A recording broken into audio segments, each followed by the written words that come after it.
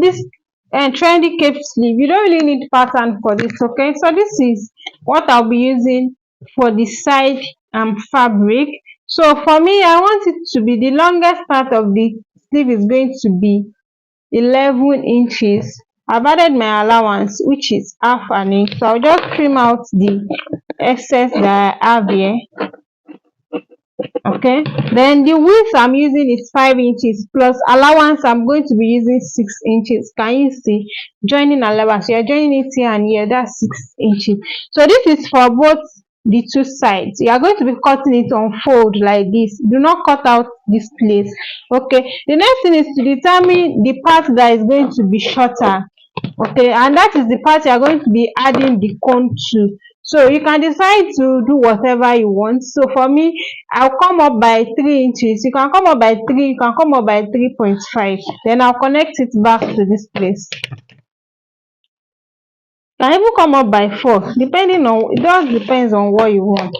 So I'll cut it out like this. After cutting it out, I'm going to measure what I have at this point, and that is what I will use to cut out our cone. Okay, so I have 8 inches here. I want it to be 7.5, so I'll just cut it more. That's all. So I'll just cut it more. So let me measure again.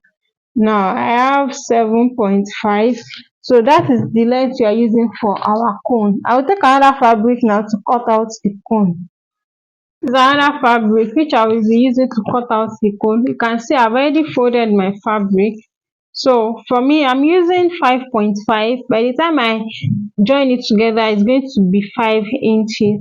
So the next thing is to determine the length of the cone, which is the length we have here that I've already measured, which is 7.5. So if you want to create the corner, you are going to be minusing 1 from that 7.5, because by the time you shape it, if you measure the 7.5, by the time you shape it, it's going to be too much. So I'll just minus 1 inch, then I will have 6.5. So this is where it's going to be. So what I'm just going to do now is just to shape this like this. You can just use your free hand to shape. Okay, then you cut it out. So remember, have it in mind that the width of this particular place depends on the size of the round, the person's round sleeve. Okay, this is not a constant. It depends on the size of the person round sleeve. If the person has a bigger arm, definitely this is going to, are going to use more than this. So consider all of that before you draft it out. Okay, so this is what we have. Let's measure what we have here so that you'll be sure that we are doing the right thing. In fact, this is even still too much. Can you see? It's still too much, but we are going to trim it out afterwards. So I will just go ahead and notch this part, and we are going to notch this part. So we'll be joining it like this. Okay, join it like this. So at the end of the day, I'll cut out the excess that is here, then I'll join it back to this place. Okay, so you cut the lining of this and the lining of this also, then you add your interface into it. You can use your color stay, you can use your paper stay, whatever you want. So if you are using color stay, you don't need to add, you have to add the facing to the interface to either the fabric or the lining. But if you are using a paper stay, you have to add it to both of them, so you can use whatever. And that is it, guys. So I'll just go ahead and add my stay to it and cut out the lining, then we'll show. So I've gone ahead to add my stay to it. So the first thing is to join my cone to the side piece, which is this short part. So I'll just place the center, which I have notched, I'll place them together like this. Then I'll join. I'll pin it down first before I start joining. So I'll pin it down. And I'll do the same thing for the lining also. So after joining this, I'll do the same thing for the lining. And whatever excess I have, I will trim it out after joining.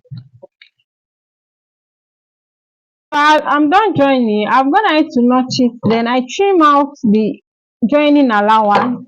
So the next thing is to turn them together. So I'll be facing right side together. Right side is going to be facing right side. Then I'll turn it. I'll sew it all around.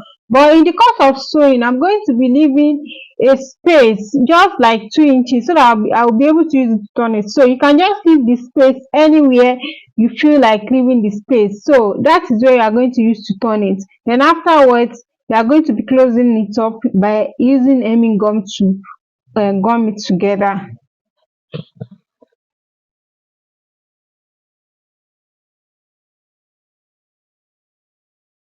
Not sewing, you can see. So this is the space I will use to turn it. I'll cut off the thread. See, this is where I used to turn it. So all these edges now, I'm going to trim it to the last so that you can have a sharp point there. I'm going to trim it, but I'll make sure that I'm not cutting my seam line. And you can also trim your seam allowance a bit if you want to, and if you don't want to, it's fine. Then after turning it, go ahead and iron it very well. So this is what I have afterwards. I'll be placing it on my mannequin now so that you can see how it looks like. So this is how it looks like. So you're just going to be tacking it on your fabric just as you can see here. Remember to subscribe, like, share and comment. Bye.